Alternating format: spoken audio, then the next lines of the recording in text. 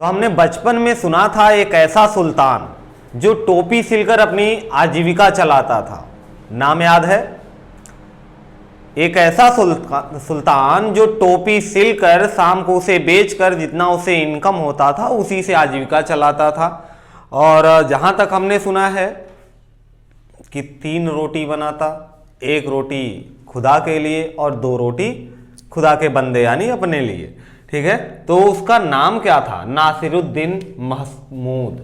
नासिरुद्दीन महमूद दिल्ली सल्तनत का एक ऐसा सुल्तान हुआ जो टोपी सिलकर रोटी की व्यवस्था करता था। ठीक है, अच्छा, नासिरुद्दीन महमूद था कौन भाई, और ये दिल्ली की गद्दी पर कैसे बैठा? तो पिछले क्लास में हम लोगों ने देखा था रजिया सुल्तान तक। रजिया सुल्तान की हत्या डाकुओं द्वारा कर दी जाती है। उसके बाद दिल्ली के अमीर बहराम शाह को, किसको गद्दी पर बैठाते हैं? बहराम शाह को। लेकिन 1240 ईस्वी में बहराम शाह को बंदी बनाकर अलाउद्दीन मसूद उसकी हत्या कर देता है और स्वयं दिल्ली की गद्दी पर बैठ जाता है। ये 1242 की बात है। 1246 में, इसी के 4 साल बाद, बलवन नाम याद रखेंगे क्योंकि अभी इनके ऊपर काफी सारे इंपॉर्टेंट बात होने वाले हैं। तो बलवन षड्यंत्र करता है और षड्यंत्र करके सुल्तान अलाउद्दीन मसूद को गद्दी से हटाकर किसको बिठाता है भाई? नासिरुद्दीन महसूद को।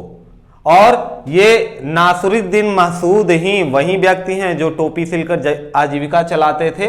बलवन अपनी पुत्री से इनका विवाह कर देता है, यानी बलवन के दामाद हो जाते हैं। कौन? नासिरुद्दीन महमूद। बलवन क्या था? बलवन इल्तुतमिश का गुलाम था। बलवन किसका गुलाम था? इल्तुतमिश का। और 1246 में इसने गद्दी पर बिठाया नासिरुद्दीन को, लेकिन 1266 में 66 में स्वयं गियासुद्दीन बलवन के नाम से दिल्ली की गद्दी पर बैठ जाता है। ठीक है, 1266 में गियासुद्दीन बलवन के नाम से बलवन दिल्ली की सल्तनत पे बैठ जाता है। हम बात करेंगे बलवन के महत्वपूर्ण काम की। तो पहला काम ये कि तुर्कान ए चेहलगानी जो 40 सरदारों का एक ग्रुप था जिसको इल्तुतमिश ने बनाया था, इसका विनाश कर दिया। किसने? बलवन ने। तो बलवन का पहला काम यही कि इसने तुर्कान ए चेहलगानी का क्या किया? विनाश कर दिया और सीरी नामक नगर बसाया। बलवन ने सीरी नामक एक नया नगर बसाया था। ठीक है, और बलवन मंगोलों के आक्रमण को विफल करने में सफल रहा। मंगोलों के आक्रमण को विफल करने में सफल रहा। कौन? बलवन। मंगोल, जैसा हमने पिछले लेक्चर में बात किया था कि मंगोल भारत पे बार बार अटैक किए हैं। चंगेज खान नहीं आया क्योंकि इल्तुतमिश ने जलालुद्दीन को शरण नहीं दी थी, तो चंगेज खान उस वजह से नहीं आया, लेकिन मंगोल आए थे। ठीक है, और बलवन अपने राज्य में, अपने राज दरबार में सिजदा और पैबोस 2 प्रथा चलाया। कौन सी प्रथा? राज दरबार में सिजदा और पैबोस ये प्रथा चलाया था। अच्छा, इस प्रथे से याद आया कि नवरोज उत्सव का प्रारंभ बलवन ने किया था। किस उत्सव का प्रारंभ? नवरोज उत्सव का प्रारंभ बलवन ने किया था। एक्चुअली बात यह है कि बलवन फारसी रीति रिवाजों से काफी प्रभावित था और फारसी रीति रिवाजों में जो नवरोज का त्योहार है ये साल का पहला दिन होता है।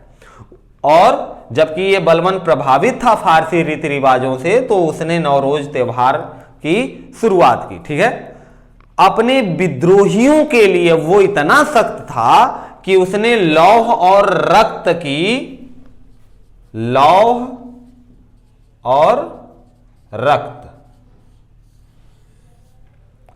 ठीक, किसका?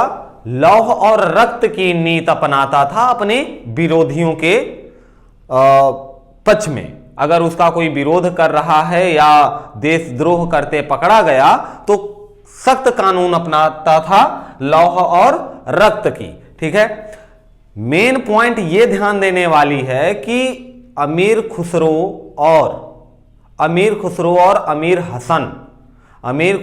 अमीर हसन ये दोनों सूफी विद्वान बलबन के दरबार में थे। हाँ, अमीर खुसरो पे अभी हम बात करेंगे, उसके पहले एक चीज और बलबन की याद आ गई, वो देख लेते हैं कि बलबन आखेट के बहाने, शिकार करने के बहाने अपने सैनिकों को दौड़ाता था, यानी उनका रनअप हो जाए, चहलकदमी हो जाए। ठीक है, तो आखेट के बहाने सैनिकों को अपने चहलकदमी करवा देता था ताकि जंग ना लगे, तैयार है हमेशा युद्ध के लिए। ठीक है भाई, अब हम बात करेंगे, थोड़ा सा देख लेते हैं हसन के बारे में, खुसरो के बारे में। अमीर खुसरो और अमीर हसन। तो यहां पे अमीर हसन ठीक है, अमीर खुसरो से ज्यादा, क्योंकि अमीर खुसरो को तूतीय हिंद बोला जाता है। तूतीय हिंद का मतलब होता है भारत का तोता। अब भारत का तोता इसलिए बोला जाता है क्योंकि अमीर खुसरो बलबन के राज दरबार में थे। बलबन किस गुलाम वंश का था? तो गुलाम वंश, और उसके बाद आता है आपका खिलजी वंश, और उसके बाद आता है तुगलक वंश। तो जो आपके अमीर खुसरो थे वो तीनों वंश में थे, गुलाम वंश, खिलजी वंश और तुगलक वंश। भाई दिल्ली की गद्दी पे तो अलग अलग राजवंश बैठ रहे थे, लेकिन वो सूफी महान विद्वान कवि थे, इसलिए इनको तीनों दरबार में सम्मान मिला और इसी वजह से इनको भारत का तोता बोला जाता है। अगर इनके जन्म की बात करें तो इनका जन्म 1253 में, किसका जन्म? अमीर खुसरो का।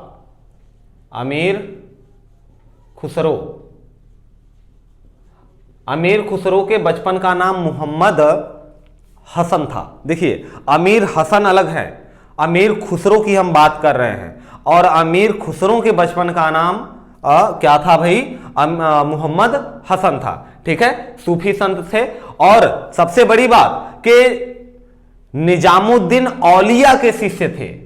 ये जो अमीर खुसरो हैं वो शिष्य किसके थे भाई? निजामुद्दीन औलिया के शिष्य थे। ठीक है, और सितार और तबला दोनों वाद्य यंत्र हैं। तो सितार और तबला वाद्य यंत्र के आविष्कार का पूरा श्रेय जाता है अमीर खुसरो को। ध्यान रखेंगे, सितार और तबला के आविष्कार का श्रेय जाता है अमीर खुसरो को। ठीक है, अमीर खुसरो के गुरु का नाम निजामुद्दीन औलिया। ठीक, तूतीय हिंद बोला जाता है अमीर खुसरो को। कब जन्म हुआ? 1253 में। कहां पे हुआ? तो पटियाली, ये उत्तर प्रदेश के बदायूं में एक जगह है पटियाली नाम से, तो पटियाली में हुआ था। और गुलाम वंश का अंतिम शासक था वो था शम्मुद्दीन कैमूर्स गुलाम वंश का अंतिम शासक हुआ। 13 जून 1290 को जलालुद्दीन फिरोज खिलजी ने दिल्ली की गद्दी पर खिलजी वंश की स्थापना की। गुलाम वंश को समाप्त करके गुलाम वंश का अंतिम संस्थापक शम्मुद्दीन कैमूर्स 13 जून 1290 को जलालुद्दीन फिरोज खिलजी ने गुलाम वंश को समाप्त करके दिल्ली की गद्दी पर खिलजी वंश की स्थापना की। ठीक है, आगे के लेक्चर में हम लोग बात करेंगे खिलजी वंश की। अगर आपको वीडियो पसंद आता है तो शेयर करें, लाइक करें, और आपका फीडबैक हमारे लिए मैटर करता है, इसलिए अपना फीडबैक जरूर दें।